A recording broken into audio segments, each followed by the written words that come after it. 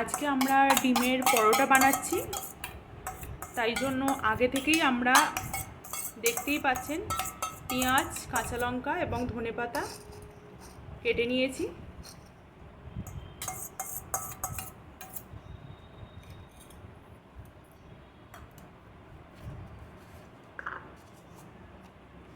এবার তাতে স্বাদ মতো নুন,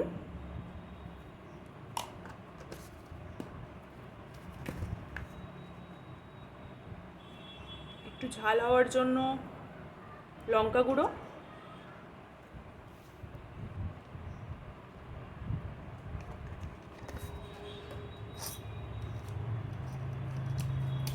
দিয়ে ভালো করে মিক্স করে নিয়ে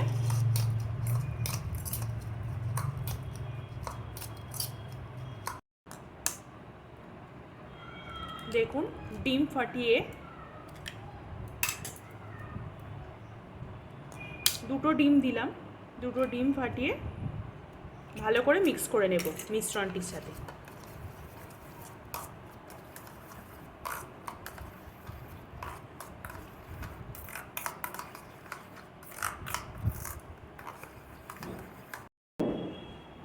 দেখতেই পাচ্ছেন পরোটাটা বানানোর জন্য আমরা আগে থেকেই ময়দাটা মেখে রেখেছিলাম ময়াম দিয়ে, অর্থাৎ নুন এবং তেল দিয়ে মেখে রেখেছিলাম। এবারে আমরা সেগুলি বেলে নিচ্ছি।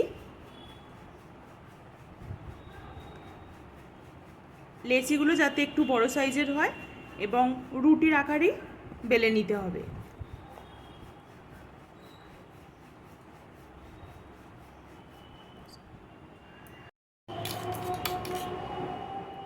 দেখো বন্ধুরা, বেলে রাখা পরোটাগুলোর মধ্যে ডিমের গোলাটা আমরা দিয়ে দিচ্ছি। এভাবেই দিয়ে এভাবেই আমরা ফোল্ড করে দিচ্ছি চারপাশ থেকে, চারিদিক থেকে এভাবেই ফোল্ড করে দিতে হবে যাতে না মিশ্রণটি বেরিয়ে যায়। ভালো করে প্রেস করে কোণগুলো মুড়ে দিতে হবে।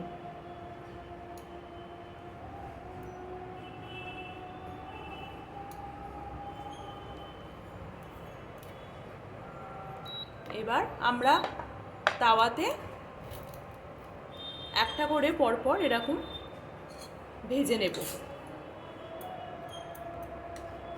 এবং ভাজার সময় অবশ্যই সাদা তেল ইউজ করবেন।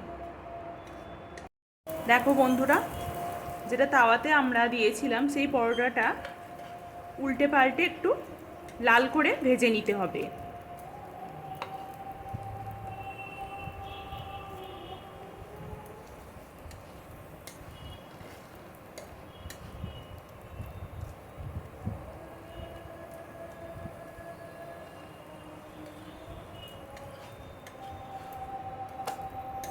দেখো বন্ধুরা, এক সাইড একটু ব্রাউন কালার হয়ে এসেছে, আর একটু লাল করে ভেজে নিলেই রেডি হয়ে যাবে ডিম পরোটা।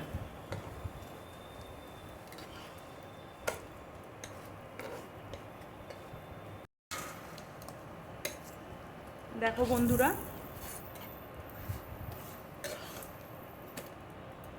পরোটাটা প্রায় ভাজাই হয়ে গেছে। দেখতেই পাচ্ছ কতটা সুন্দরভাবে ভাজা হয়েছে।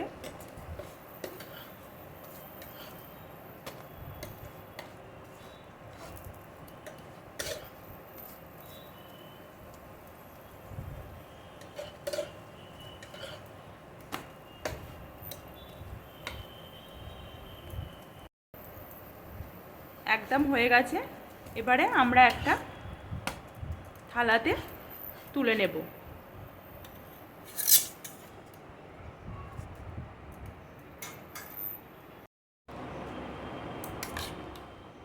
এইভাবে পরপর ওই একই প্রসেসে আমরা এই পরোটাগুলো বানিয়ে নিচ্ছি।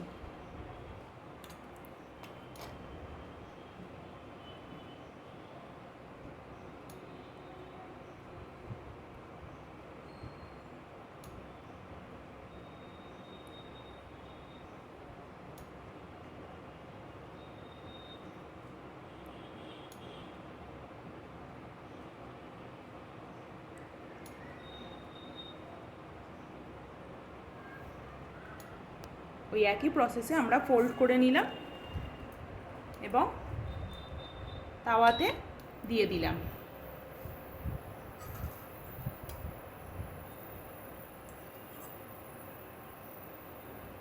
এবারে এমনভাবেই সাদা তেল দিয়ে উল্টে পাল্টে লাল করে ভাজতে হবে।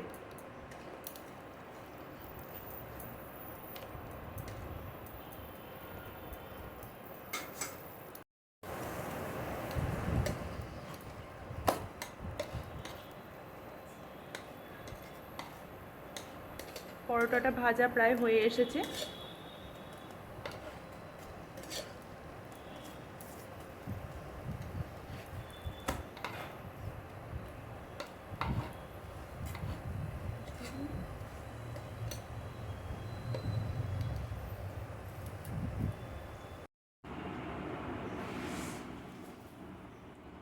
দেখো বন্ধুরা, আমাদের ডিম পরোটা একদম রেডি।